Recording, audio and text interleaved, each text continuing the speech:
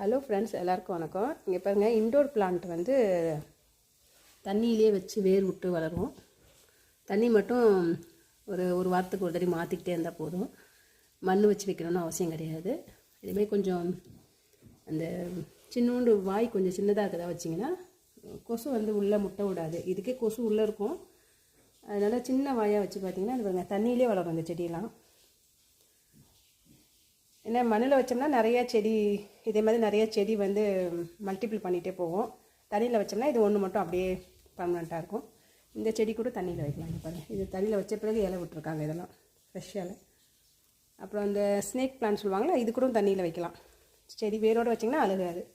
இன்றைக்கி பாருங்கள், இதே மாதிரி பாட்டிலில் வந்து தண்ணி நல்லா பிடிச்சிக்கிட்டு பாருங்கள். இன்றைக்கி நிறைய வீட்டில் நிறையா இருக்குது. இது சரி கொஞ்சம் அழகுக்கு வைக்கலாமேன்னு சொல்லிட்டு எடுத்துகிட்டு வந்துருக்கேன். நீங்களும் இதை வச்சு ட்ரை பண்ணி பாருங்கள். சூப்பராக இருக்கும்.